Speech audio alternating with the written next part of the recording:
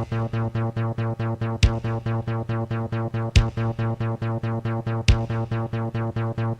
and welcome to the Film Pulse podcast. This is episode number 240. My name's Adam Patterson. Joining me today, we got Kevin Rakestraw. How you doing, Kevin? Meh. How you doing? Meh. Nice. I don't know. I'm feeling a little meh this weekend. Should be a high energy show. Yeah. Well, I woke up like half an hour ago, so you know, I'm still waking up essentially. Jeez. Goodness. I was up late last night watching some movies. Oh man. Yeah, we'll get into it. This week on the show, we'll be looking at Emiliano Rocha Minter's We Are the Flesh. We'll also be going over some of what we've been watching on the watch list, movie predictions, new on video on demand, Blu-ray releases. Remember, you can join in on the conversation by sending us an email at podcast@filmpulse.net or sending us a tweet at filmpulse.net. Remember, if you like what you hear, consider helping us out by becoming a subscriber to our Patreon page, patreon.com/filmpulse for just $1 a month, and you'll be helping us out tremendously. Before we get into our review, I had a couple people email me this over the years and months, and I got one recently, and it was about, this comes from Dave. He writes in, "Hey Film Pulse team, I just came across your Film Pulse podcast. It looks awesome. I've already got the recent episode about If There's a Hell Below and Beyond the Gates added to my queue. I'm curious about how you manage the logistics of Film Pulse, specifically things like how you host the episodes, create an RSS feed, edit and record the audio. I've read a few guides online, but I'm curious to know what real hosts are doing." I really appreciate that you call us real hosts there, by the way. That just made our days. Yeah. The reason I ask is I'm thinking of doing a podcast myself, and anything you could share would be a huge help. Thank you. Keep up the awesome work, Dave. Now, I like this because I'm also curious because I don't really know myself. Well, Adam handles everything. I'm going to try to keep it brief so as to not bore people that don't care. So to record on my end, I use a Zoom H4n Pro audio recorder. I have that hooked into an XLR cable, and that goes into an Audio-Technica ATR 2100 USB. It's a dynamic mic. So damn. I originally, when we did the podcast early on, I used a Yeti, Blue Yeti mic, which is a very popular USB condenser mic, and those are great for starting out. However, I moved into an apartment that is very kind of hollow. It's got very high ceilings. I have wooden floors, and as soon as we moved in here, and you'll hear it on previous episodes, it sounds very, very echoey, sort of like how Kevin sounds now, and has always sounded. That's because with a condenser mic, it basically captures all of the audio in the room. They're very sensitive, so they can pick up a lot of background noise. Whereas a dynamic mic, you have to kind of really be up on the mic, and it only captures what's right in front of it. So I recently made that switch. The reason that I'm recording into the Zoom H4n Pro is because sometimes I travel and go to festivals and things, and this has a condenser mic built into it. And in case I do like interviews or something like that, I'll have a really nice high quality recording device with me. I've only had it for a couple months, but I'm really, really enjoying it so far. So that's how I record my end. Now, recording Kevin, he has... I like the disparity between your end and my end. He has... You're like super technical, and I'm just like, I got a blue snowball plugged into the side of my computer. So he has a blue snowball currently. I did send him my Blue Yeti. He has to just go pick it up from Ryan. So hopefully he'll be upgrading soon. It's not a huge upgrade, but those mics are nicer. They do capture a better sound quality. To record his audio, we do two things because I like to have backups just in case one of them fails. Kevin records his audio on his end with Audacity. And then I record his audio as a backup using a program called Audio Hijack Pro on my Mac. And that is that can record Skype or Google Hangouts conversations. We originally used Skype. We used Skype for years to do the podcast because early on we did a lot of interviews and we would have people come in through Skype. Recently, over the last two years, maybe year and a half, I think so.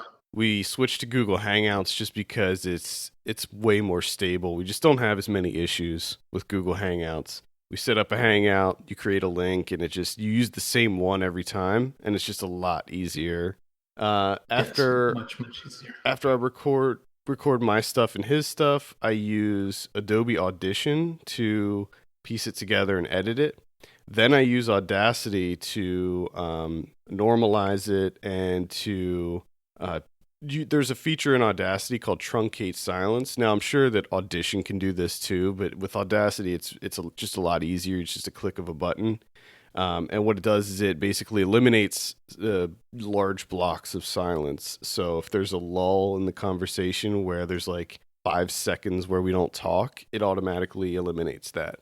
I would recommend using that tool, but you definitely want to play around with it to hit that kind of good point where there's not, because if you don't do it correctly, it sounds like everybody's just talking nonstop and fast forward, and it sounds very odd. So just make sure you tweak those settings. After that, after we get everything mastered, we use Libsyn as our podcast provider. It's like $20 a month, and it creates the RSS feed, and you can enter all the metadata and all that stuff into Libsyn, and it'll automatically update your iTunes and whatever other podcasts that you subscribe to. It'll send it automatically to those feeds. We also use SoundCloud. That's sort of recent. I think we've probably been using SoundCloud for like a year. That's like $15 a month, and it's just another platform to get the podcast on. And I use SoundCloud embeds for Patreon and for the website because I like the way that the embeds look and work, and they seem to be a more standardized audio player than what we have used in the past. So that's just a brief overview. If you guys have any specific questions or anything, just feel free to send me an email. You can send an email to podcast@filmpulse.net, and I'd be more than happy to answer specific questions. It's far from perfect, where I'm always kind of tweaking it and changing things around and trying to make our show sound better without having to spend 12 hours editing an episode, because that sucks. Yeah, no one wants to do that. Yeah, but I mean, it's so funny because when we did, last week we were celebrating our 5-year anniversary with the site, and on a whim, I went back and listened to episode 1 of the podcast, which I like to do. I like to do it every couple of years, just to remind myself how far we've come. Because if you go back and listen to episode 1, and I think it's still available. I think you can actually. I don't know if iTunes has, maybe they limit it to 100 episodes, but I'm sure if you look on the website and go to the podcast section of the website, you can go back to episode 1 and listen to what a fucking train wreck that was. I mean, Kevin was using I think you were using your built-in mic on your computer. Yeah. And it was so awful. And the only way that I could talk into is I had to have it like right to my mouth. So if I had to look at the computer, I had to back up and look real quick and then lean in to my computer mic at the top. It's pretty much perfect, I think. Yeah. I mean, content-wise, it was pretty dismal. Quality-wise, it was just really bad. I was using a Snowball at that time too. Which is the one Yeah. It's a good mic, don't get me wrong. It's, for the price, it's a really good mic. But if you're going to get into podcasting, I would say start off with the Blue Yeti. I think they're $100, and it's a really good quality mic. I mean, I used it for, I don't know, two years at least, probably 3 years. And Ryan used a Blue Yeti for a long time too before he switched. He has, I can't remember what mic he has. It's like an ATR 2020 or something like that. He has a pretty good mic too. I think he's also switched to a dynamic mic. I should also mention the mic that I use. It's kind of a special case. It has XLR output as well as USB. That's how I'm able to use one mic while I talk with Kevin on the computer and record into my audio recorder because it has a split output, which is really nice. I think that there's other mics that do this, but this is a relatively inexpensive mic too, so I would definitely recommend checking that one out. Again, that's the Audio-Technica ATR 2100 USB. So hope that helped some of you out looking to get into the whole podcasting thing. I will say, don't do it if you expect to make money, or if you want to make money, don't do a podcast. The amount of podcasts online right now, it's ridiculous. And even if you do pick up a couple sponsors, a lot of those sponsorships are based on how many people visit your affiliate link. So if it's like, go to, audible.com/filmpulse, and you sign up for Audible, then, we would get a cut of that. And if you only have 5 listeners a month, odds are they're not going to be going to your Audible affiliate link. So it's a tough thing. And I would say really only do it if you are passionate about it and don't mind not making money from it. So the movie we're talking about this week, We Are the Flesh. I have a synopsis here. After wandering a ruined city for years in search of food and shelter, 2 siblings find their way into one of the last remaining buildings. Inside, they find a man who will make them a dangerous offer to survive the outside world. I'm not really sure about that last bit.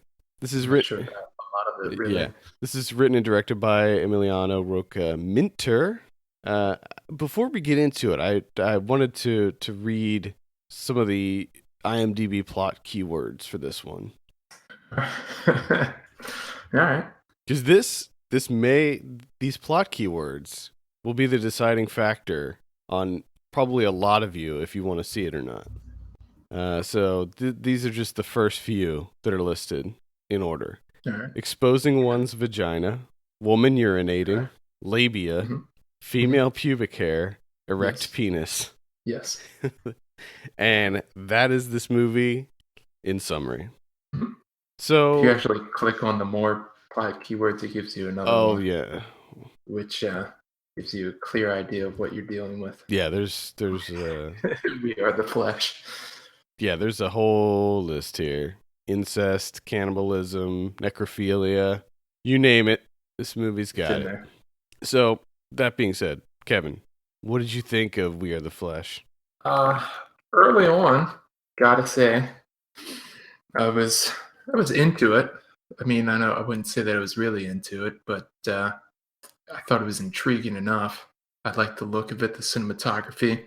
Noah Hernandez, who plays the man, Mariano. That has this fortress or whatever that he's kind of living in. I thought he gives a pretty solid performance there at the beginning, and it's just like he's just going all out, which was pretty great to see. Like, he's just completely unhinged. I mean, he's out of his mind, really. And you just, it's essentially it's silent at the beginning because it's just him living alone, and it's him making this concoction, brewing this alcohol, and then I guess he makes it super, super strong, and he's just eye dropping it in his mouth, and he's just losing his fucking mind, banging drums. There were some creative flourishes, some decisions that I wasn't 100% on board with. I mean, at first there's this spinning camera thing. The camera just kind of spins around, and everything goes upside down, and it's just. And the first time that happens, it was like, I'm not really into that. But I guess good for you for trying something out. The fact that he ends up going back to that like 6 or 7 times, just starts to irritate you after a while. Yeah, and then there's a large chunk too where there's there's nothing happening. Yeah, and he also does a lot of kind of psychedelic, almost visual filters and things. Like he uses that thermal filter, and there's Yeah, another I don't one know where he why. does this kind of I don't know how it almost looks like a 3D, Yeah, like the the old style blue and red 3D. And I just wasn't on. I didn't really like any of that stuff too no, much. no. I mean, it caught me early on with him, brewing his concoction, losing his mind, and then there's just that out of nowhere cut to like this amber hand coming out of like a dark void, and then it just cuts back, and it's like, oh shit, this is gonna be out there. That was cool. I was like, this is okay. We set this up. And then the brother sister show up, and it just goes into this like, we're going to shock you now. And uh, it's just terrible. It just gets progressively worse as it goes on. And I just like it lost me. Like somewhat after the brother and sister show up after that point, because it really starts to drag there. Mm-hmm. And it just lost me to the point where I'm like, let's get this fucking thing over with. Yeah, they show up and he has them do these kind of chores, which basically entail taping things together using lots of Which tape. which I mean, that was something. I mean, they built this huge cave. Yeah, it was interesting. With cardboard and stuff, and it's interesting to see the actors building their own set at the time. And once they finally get it done, it is impressive, but they just don't do anything after that. I mean, they do a lot of stuff, but it seems like it's mostly shocking for the sake of being shocking. Mm-hmm. Mm-hmm. Mm-hmm. And it doesn't work. At least for me, it didn't. Yeah, this is definitely a film designed to shock and appall the audience. I've seen people comparing it to Sallow, which I guess on like a context level, it's because from what I understand, he was trying to make a similar statement as Sallow, where he's trying to. It's some sort of allegory on the state of Mexico, Yeah. but I admittedly don't know really what's happening in Mexico as far as their morality, and if it is somehow waning. I don't really know what's going on there with that. Yeah, I don't know. To me, it didn't work. Like, I understand what he's going for, and like you admittedly, maybe with my ignorance, I'm just not seeing it. But I don't see that connection. No, I didn't either. I really didn't either. But it's a shock film. It's designed to. It's kind of the blurring the line between art and porn. There's a lot of really graphic sex. There's some, I believe, full penetration. It seems like it. I could be I'm wrong. pretty sure. I mean, like they don't show it. I mean, you can pretty much see everything, but a lot of times I was like, "Is that a fake dick?" Yeah, Like, that's why I kept thinking they didn't look. Yeah, I'm They didn't look real. pretty sure most of the dicks were fake. Like how I'm analyzing the realness of the penises in this. Yeah, they didn't seem real. But there was just a lot of things that felt, and I know this is probably the intent, where it just felt unnecessary. Like it was like the scene. There's a scene involving dripping something into someone's mouth, and I have to believe that the only reason that's there is to be like just to completely disgust the audience. Yeah. And it worked. I was like, "Oh god." It's pretty intense. Yeah.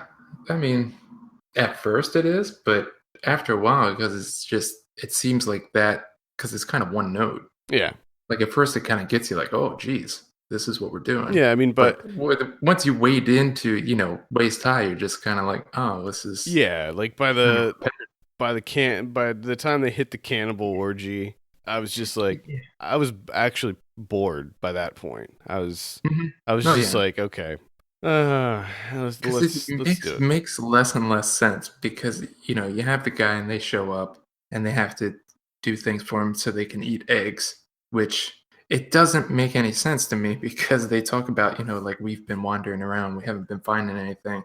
You seem to have supplies, so we're going to stay with you. But then the ending just nixes that altogether. It's like, surely you could have found something better than a crazy man with eggs. There has to be other options out there.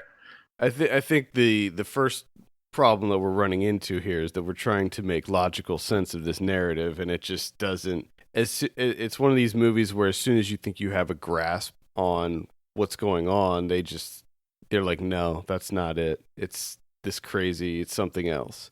Because and then they start bringing people back, and you're like, oh, okay, so they're finding other survivors. And then all of a sudden it's like a huge party. Yeah, they're having a birthday bash, and there's tons of people there, and you're just like, okay, where did you find all of these people? Yeah, where did they all come from?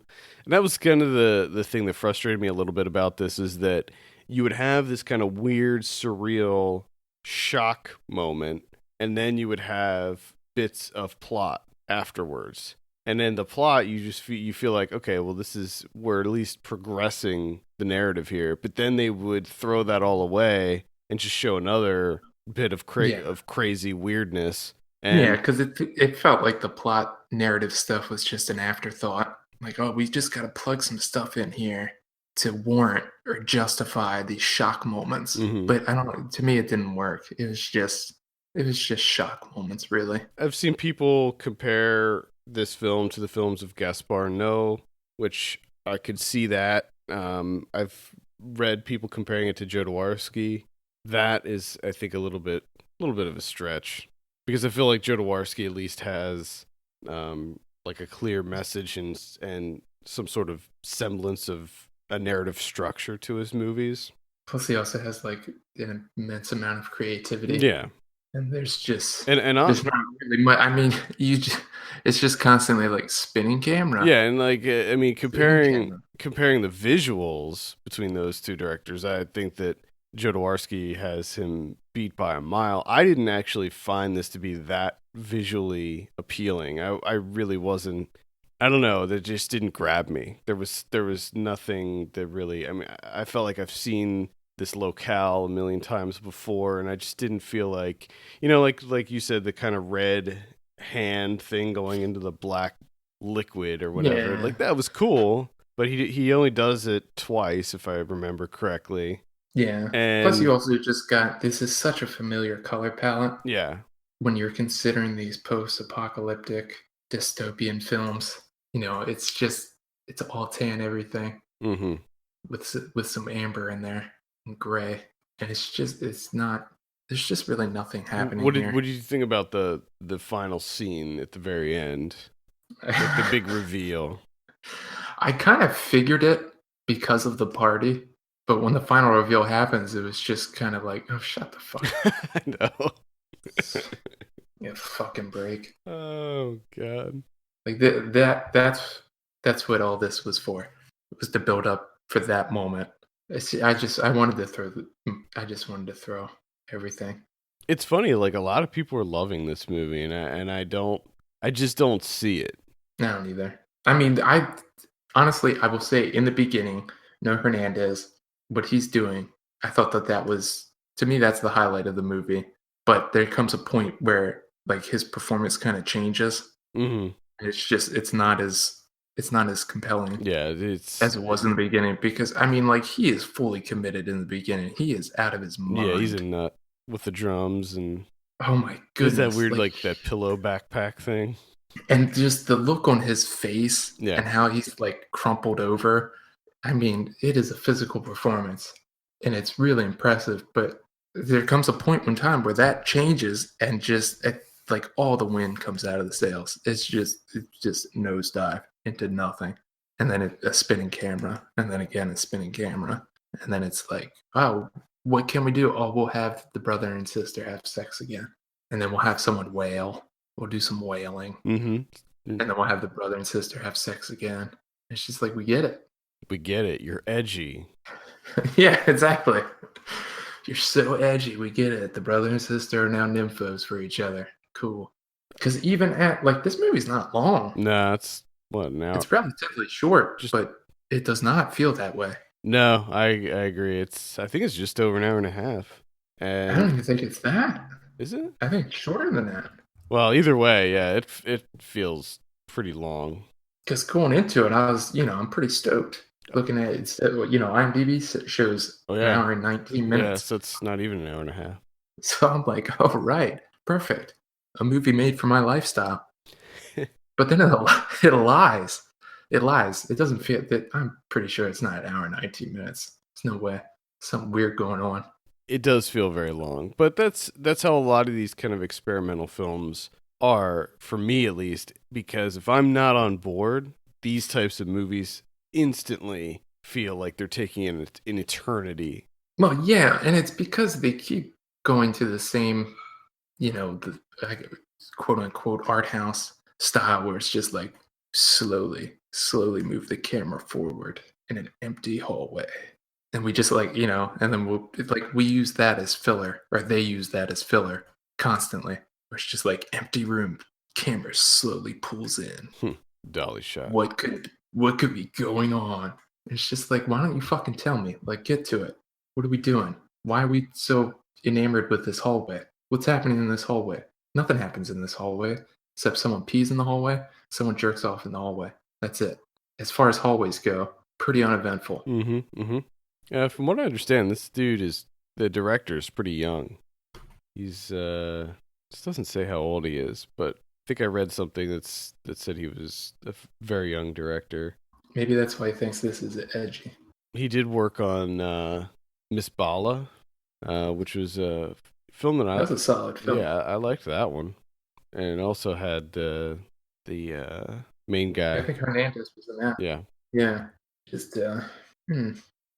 no, thank you. No, this one didn't do it for me either, unfortunately. Let's go ahead and give it a score. We Are the Flesh. I will give let's say a 2.5 on that one. Wow. Watch out. I'm only like a 2.53. I'll say 3. I'll say 3. I'll give it a 3. He's going with the 3. I'm going with a hard 2. It's just, there's just not a lot here, unfortunately. I think the message that it's trying to say is just not that interesting in the end.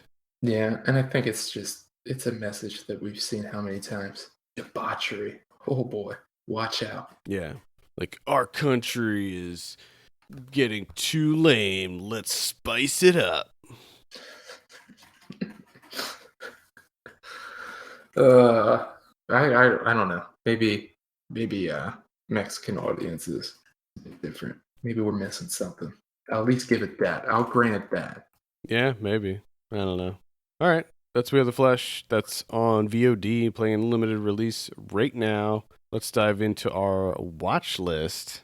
I have very little on my watch list because we have Slam Dance coming up. So I've been checking out some of the Slam Dance 2017 offerings, but I can't talk about them yet. So, Kevin, we'll start with you.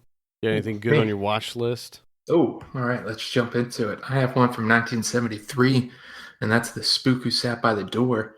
This is directed by Ivan Dixon, who is I know him from being the lead in the movie Nothing But a Man, which to me is like one of the best movies ever.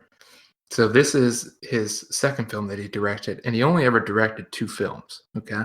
And it kind of makes sense after watching The Spook Who Sat by the Door. I don't know how this got made or how it made it into movie theaters, but apparently, I guess he tricked them into thinking that it was like a blaxploitation movie, just like any other, and it kind of made it into theaters. And then apparently, like the FBI pulled it because they were worried of its message, which is essentially it starts off where they have to integrate the CIA. Mm-hmm. They're like, we got to get a black guy in the CIA. So they go through this whole process, and the main character, played by Lawrence Cook, ends up making it into the CIA. He works there for quite some time, does a good job and everything, and then he decides to leave and go back to his home city and become like a community organizer. But what he's actually doing is going back and getting all the gangs together, and he's training them with all of his knowledge from the CIA in order to essentially go to war with America.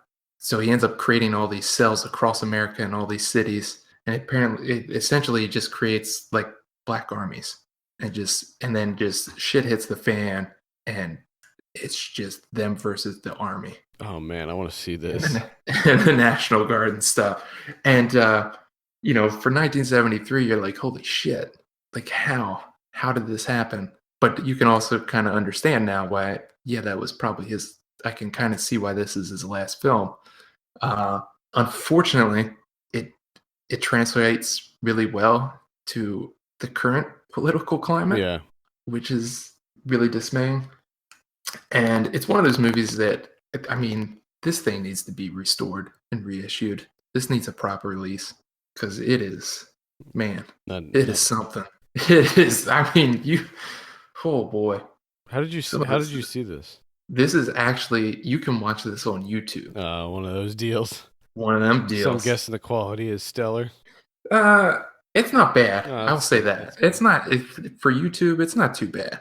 Right, I mean, it's doable, but when you try and look around and find like a Blu-ray of this thing, is it on Blu-ray?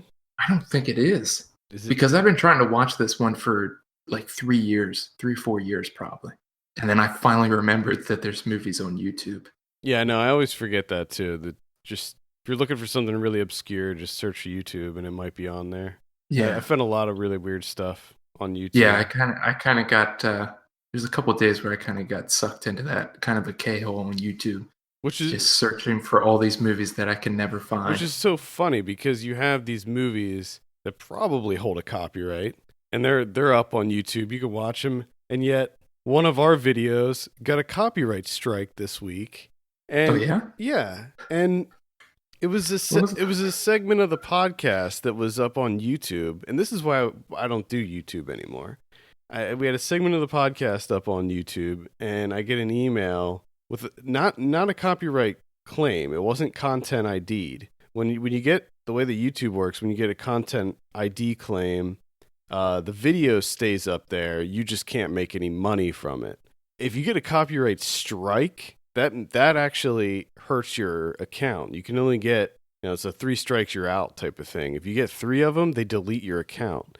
And when you get a strike, you have to go through the basically copyright class, and you have to take a test, and it puts limitations on your account as well. So we got a copyright strike this week.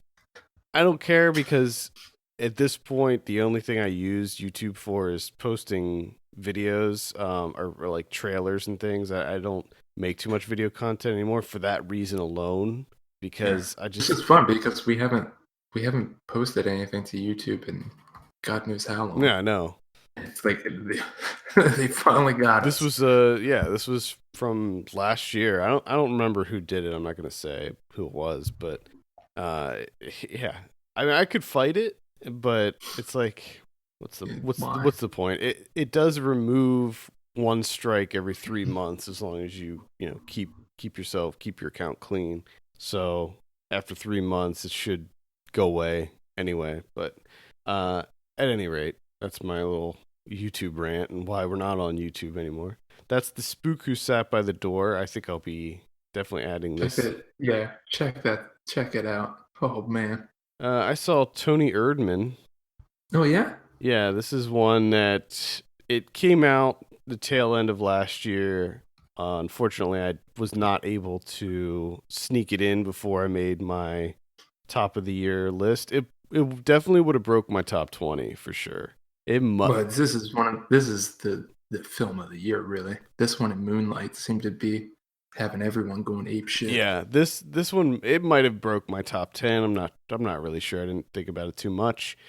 It's a comedy about. It's directed by Marin Aid, and it's a comedy about a man who he's having kind of a distant relationship with his daughter because his daughter is this crazy workaholic, and he sees it as being kind of a problem. She's just stressed out all the time. She's just constantly working. So he decides to pose as a life coach for her boss, the CEO of this company. And it's just it's a funny movie. It's kind of bizarre. It's kind of quirky. But it's very touching, and it has some really kind of heartfelt, big moments in it, and I enjoyed it tremendously. It's a long one. It's like 2 hours and 45 minutes long, so it's kind of an epic story, but it's totally worth it. And it is, we were talking about comedies and how all the comedies were pretty weak, but this one's definitely up there. Again, I would not call this a pure comedy, as we talked about in our year-end episode, but it's still absolutely worth checking out. Very funny, and it's Toni Erdmann. It's not out yet on. I don't think it's out on VOD yet. I don't think so. But keep an eye out for it. Add it to your watch lists and whatnot, because it's definitely one worth seeking out. I think that's one of those movies, that when it plays festival, everyone kind of went nuts for it. Yeah, I think it was up for the Palme d'Or. I don't know if it won. And then, like everyone's talking about, and then you kind of realize, like, oh yeah, I'm not going to get to see this for a year. Yeah. Everyone's already going crazy for it. I could see this. I'm sure that this is on the short list for foreign language film at the Oscars. Will it win? I don't know. I think it's kind of rare that a comedy would win, but the fact that it's in a foreign language will give it bonus points, because that's how it works. English language comedies will probably not even get a glance by the Academy, but because it's in a foreign language, it makes it smarter. Yes, it makes it more sophisticated. Correct. Subtitles, man. But subtitles scream sophistication. I mean, in the defense of that, in a way, this is definitely more sophisticated than a lot of the American comedies that we had in 2016. It is it is definitely a lot smarter, and I wouldn't say it's funnier, because it's not like it made me lose my shit or anything. But he does like to wear these weird false teeth and this wig throughout the movie, and it's quite humorous. And it takes a lot of kind of crazy left turns too, where you're just like, okay, they're gonna do that, all right. And he wears this really awesome costume at the end that's pretty amazing. So Toni Erdmann, check it out. I'm looking forward to that one. I watched Scarlet Street from 1945. This is a Fritz Lang film. This is Edward G. Robinson plays this cashier that makes a decent living, and like on Sundays he likes to paint, and he's out walking home, runs into this young woman getting accosted on the street, played by Joan Bennett, and they kind of get to talking. He kind of misrepresents himself, because she asks if he is an artist, and he's like, yeah, but he doesn't give the full story that he's actually a cashier, and he doesn't make a shit ton of money, but he kind of lets that hanging in the air. So she thinks that he's the super famous artist that makes boatloads of money. So her and her boyfriend decide to just fleece this guy. And Edward G. Robinson is a sad sack that is married to a woman that treats him terribly, and he's essentially just being emasculated constantly. So this is like right up his alley. He's like, oh my God, this young pretty woman is giving me attention. So he goes all in, and it ends up destroying him, obviously, because he doesn't have money and she needs money, and he finds ways to get it for her. And it's a pretty solid film. And the ending of this is quite something for 1945. How everything just kind of falls apart on him. And then, there's murder. There's some murder in there. It gets murdery towards the end. Yeah. And people lose their minds. And it kind of gets serious real quick at the end.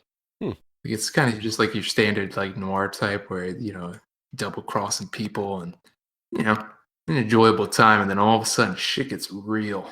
Nice. Well, keeping with that theme, I saw the Ardennes, which is kind of similar to the movie that you described, where it's, it's a little bit of a slow burn, and at the end we have a very violent conclusion. This is directed by Robin Pront. It's a Belgian film. It's out now on VOD, I believe. So basically, this is about two brothers. They are criminals. They attempt to home invade someone and I guess steal, like burglarize their home. But it goes wrong, and one of the brothers ends up going to prison he gets I think a 7-year sentence, and he gets out in 4 years. And while he's in prison, the other brother decides, well, he ends up falling in love with his brother's girlfriend. So they get together. They've been together for 2 years by the time he gets out, and they have a baby on the way. She's pregnant. Oh boy. So he gets out, and they've cleaned up their act since then. So, he's not drinking. He has a job. He's not doing any kind of criminal activity. And his girlfriend, she's in AA. She's not drinking. She's taking care of herself. She has a steady income as well. So they're cleaning themselves up. She's going to classes, like night classes and stuff. Brother gets out.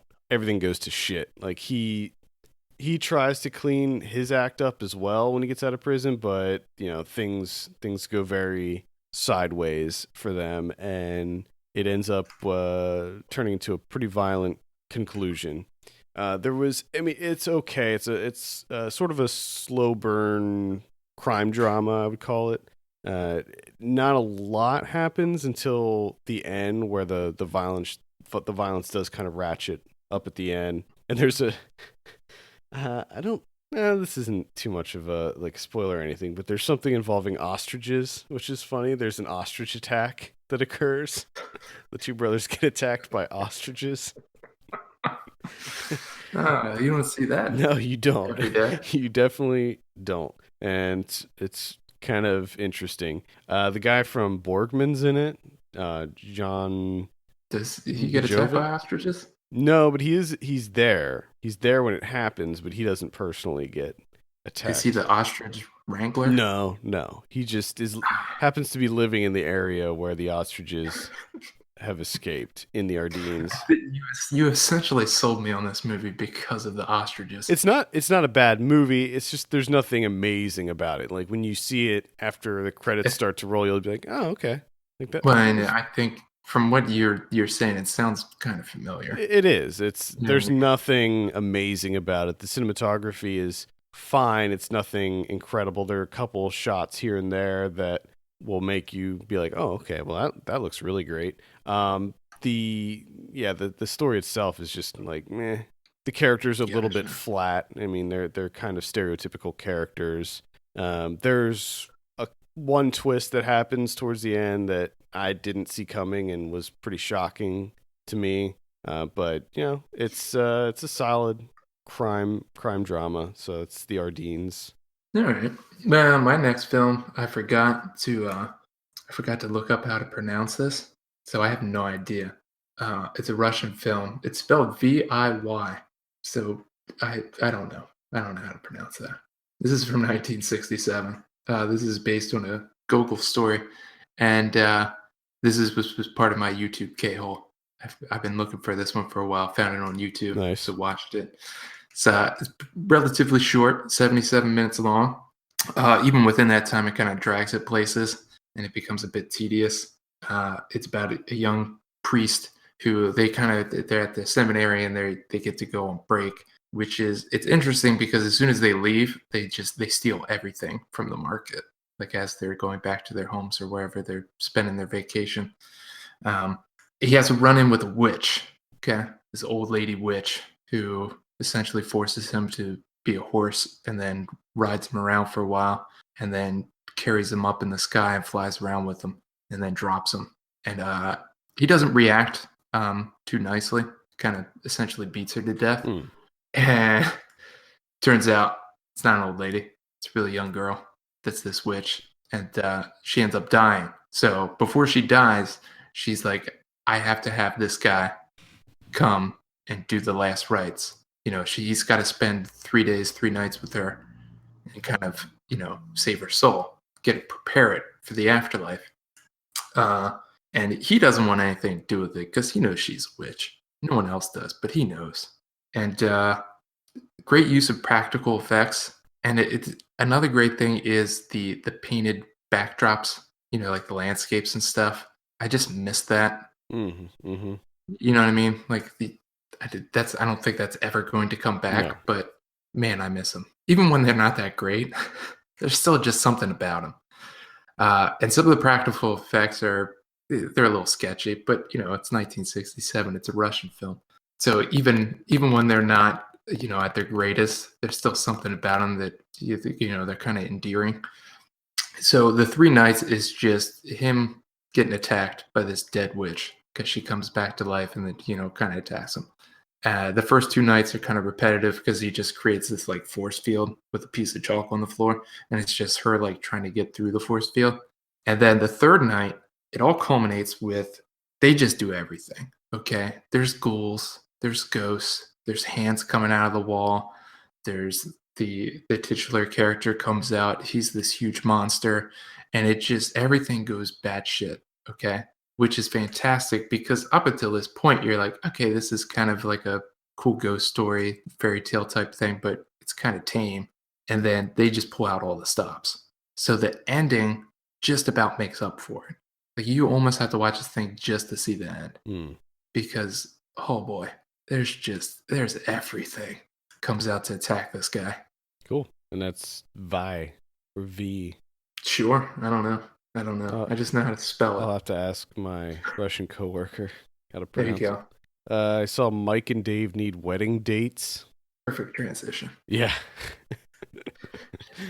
Not into this one. I didn't expect to be, but I was just looking for something light because yesterday I saw some kind of heavy movies. We Are the Flesh, to be specific, because I watched We Are the Flesh and the Ardennes back to back, and both of those are pretty heavy. So I was like, all right, I need a palate cleanser. Check out Mike and Dave Need Wedding Dates. It's one of the comedies from 2016 that I missed, that didn't care about too much. My suspicions were correct. I did not like this one. I didn't find it to be that funny. There were a few moments, but it's funny because there's a lot of really good talented people in this. I like Zac Efron, I like Adam Devine, I like Anna Kendrick, and I like Aubrey Plaza. But and Stephen Root plays the dad. I always like Stephen Root as well. So there's a lot of good, talented people in this. I just wasn't really on board with any of it. Like having Anna Kendrick and Aubrey Plaza play these kind of like white trash girls, I wasn't buying it from the beginning. Like I just wasn't feeling it, and I don't know, it didn't work for me, this one. Not yeah, it doesn't look, like I said, there's a few moments, but by and large not my cup of tea. Yeah, it looks very forgettable. It is. Yeah. I went through theater withdrawal and I ended up going to see Silence, the new Scorsese. So this is interesting because I was into this one and I didn't see it yet. And you didn't see it. I made fun of it numerous times. And what it came down to is we had to go to the theater, right? And there's two options. There was Silence and there was Live by Night, the new Affleck. I was down for either one. I said, I don't care. I just want to go to the theater. So it ended up being Silence, which I didn't know was 3 hours. I learned that like right before we walked out the door. So I was really unhappy going into this one. I don't know what it is. I don't know if it was just because I haven't been in a theater setting for so long that the 3 hours, I mean, they just flew by. It doesn't feel like a 3-hour movie. It felt shorter than We Are the Flesh. Let's say that. So either that's a testament to Scorsese or that's just me being super excited to be out of the house. I got to say, I like this one. I had pretty low expectations going in. From the outset, I'm curious because it's a religious film. And religion baffles me so much. And I found it to be a very complex exploration of faith. The only thing that kind of held me back from fully embracing it is Andrew Garfield being in the lead role. I don't know what it is about him. I can't pinpoint it, but there's something about him. He's like a manila folder. There's just nothing to him, and it irks me. I like him. He's so vanilla. It just drives me crazy. And another interesting thing is they play Portuguese priest, him and Driver. Mm-hmm. So right off the bat, they're doing these Portuguese accents, which is it's a bit odd. And Liam Neeson is supposed to be, their teacher. He's also supposed to be Portuguese. He doesn't try at all. I was gonna say, there's no way Liam Neeson's gonna be doing that.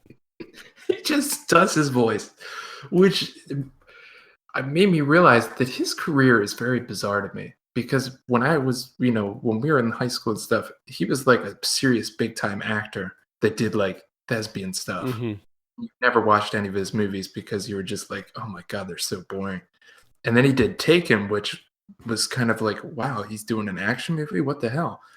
And then he kind of became that character. And now that's all he can do. Like, he just does Liam Neeson in every movie. Like, he doesn't have another character. It's just Liam Neeson. He said that the reason that he started doing those movies was because of his wife dying. And he said that he wanted to just do those types of movies to get his mind off of that type of stuff. And that's what gave him, joy. So I think he decided to change his career when his wife passed away. And, But it's just interesting to him to go back into, occasionally go back into a serious movie, but it's just like, nah, I'm playing Liam Neeson from Taken. I'm not even going to try it. Like a serious portrait. I'm just going to be Liam Neeson. And it's bad. It's bad.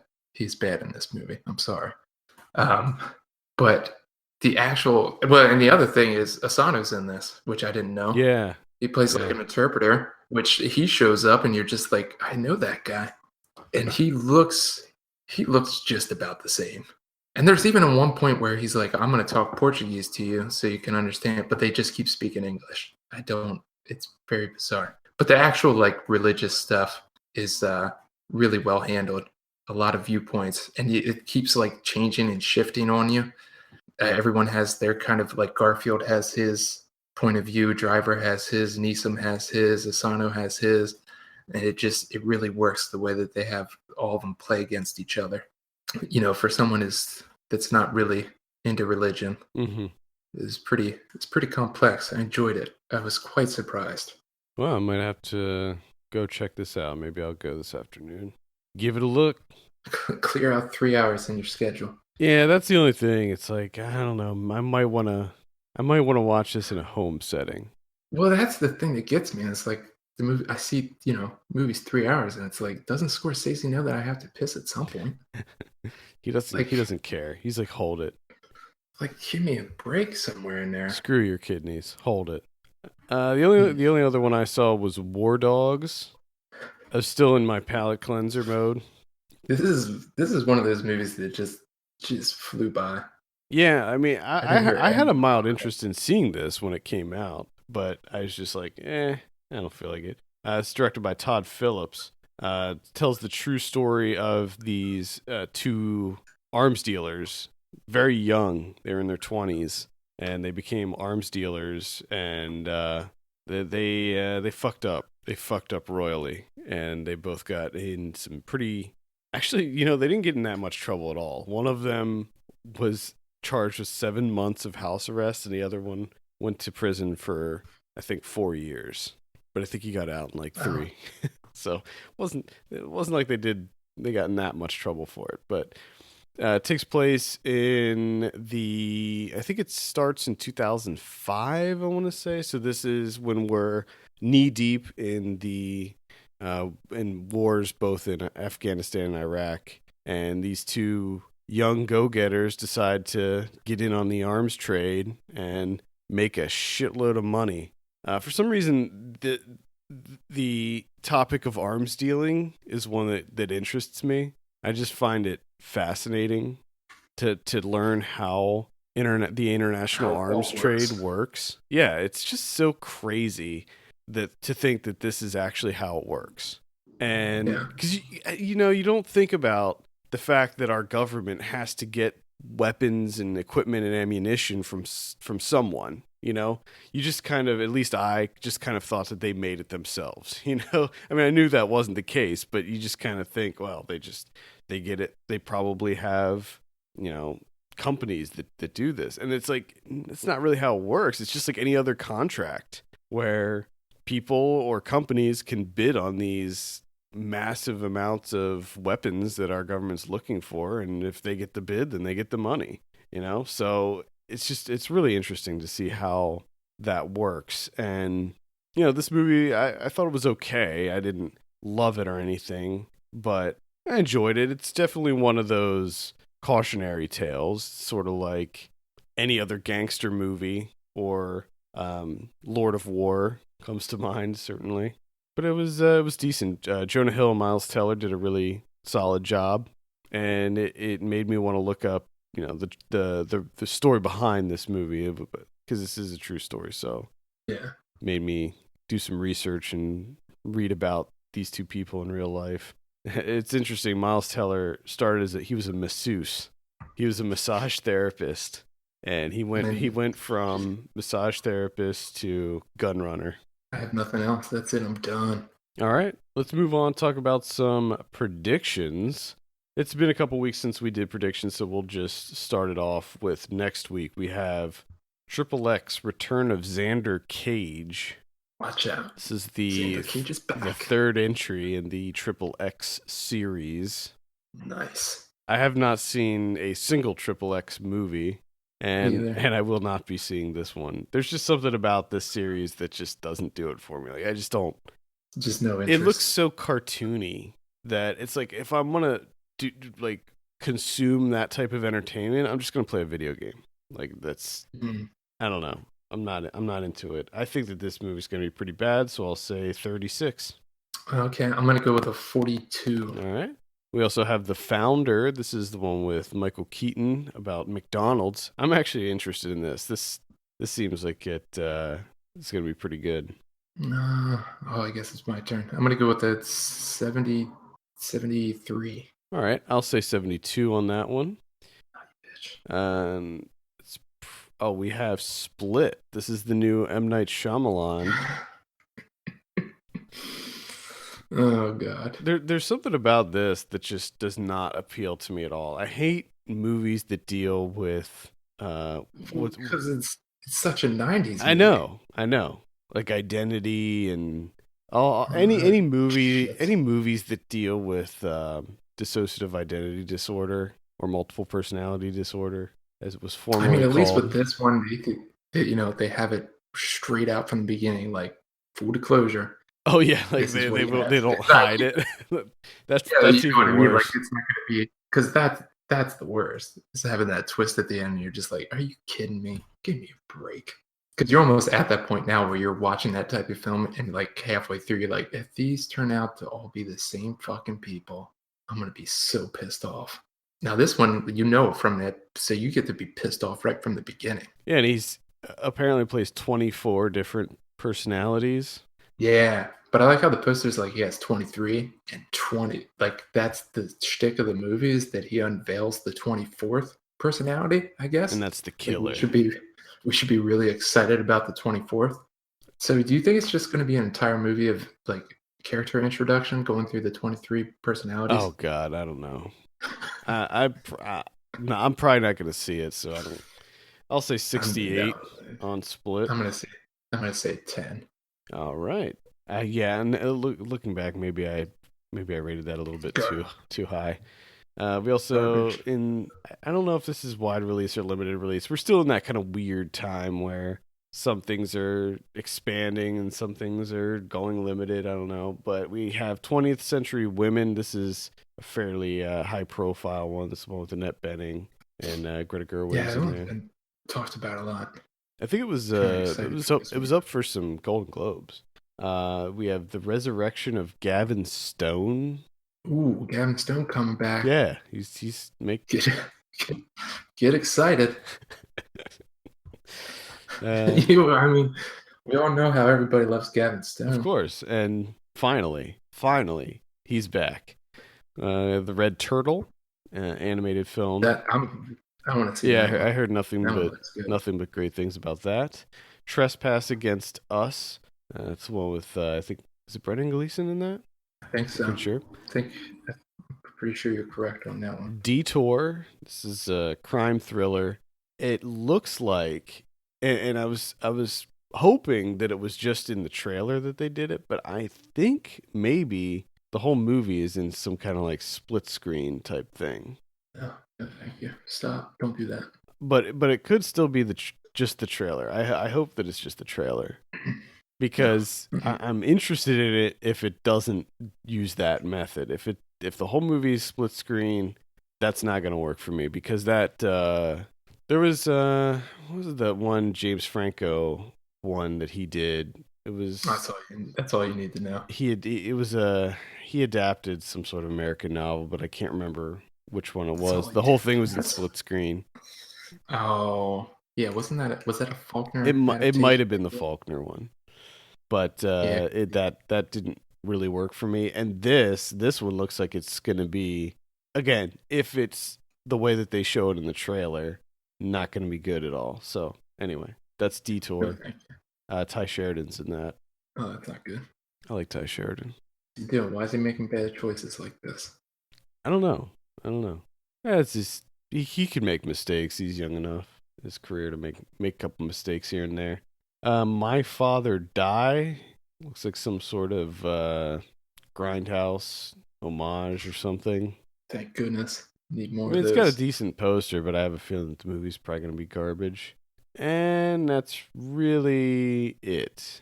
Oh, Starless Dreams and They Call Us Monsters also come out. This guy wears like a wolf head.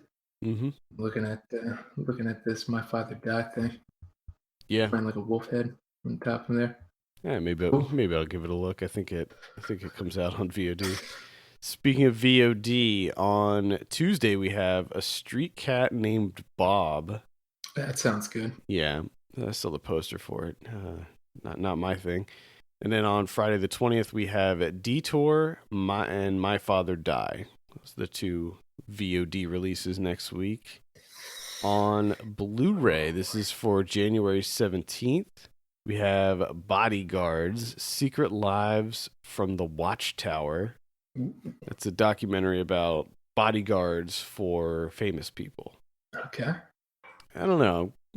I might have mild interest in that. Maybe. All the Resident Evil movies are getting re-released on Blu-ray in anticipation of the new one coming out. So if you're jonesing for some Resident Evil, they're now on Blu-ray. I might check one of those out. Or I guess I should check out the first one.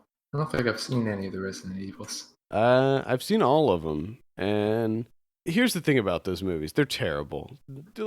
Don't go into any of them expecting it to be a good movie. No, it just looks like they might be entertaining. But some of them, and I'll probably have to go back and rewatch some of these because this is definitely a series where all of the entries just bleed together. But there were a couple of them that I found to be entertaining in a kind of cheesy, mindless way. Nice. But I would say if you see any of them, just see the first one. Because if you... Gotcha. That's the best one of them all. And if you hate that one, then avoid the other ones.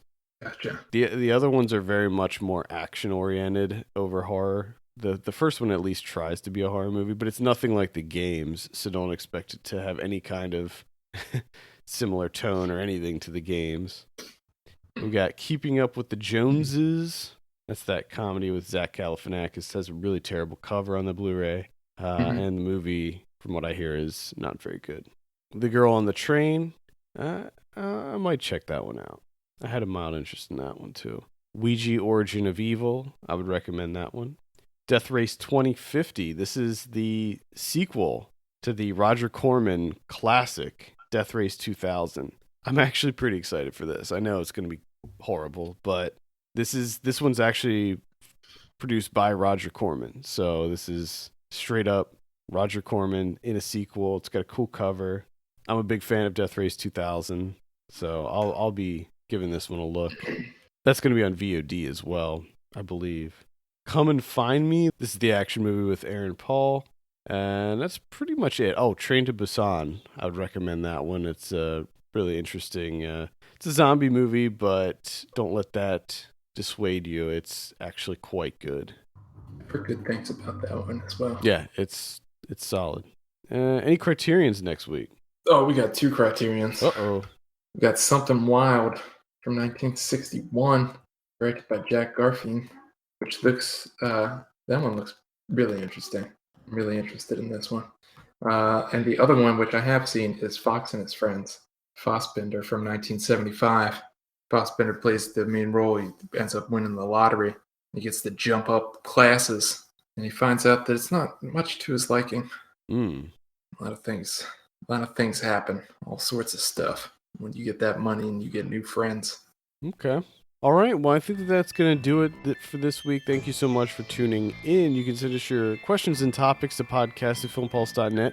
You can follow us on Twitter @FilmPulseNet and @FilmPulseKevin. And if you have a minute, take a look at our Patreon page, patreon.com/FilmPulse. Consider helping us out by becoming a subscriber for just $1 a month. For Kevin Rakestraw, my name's Adam Patterson. We'll see you next week.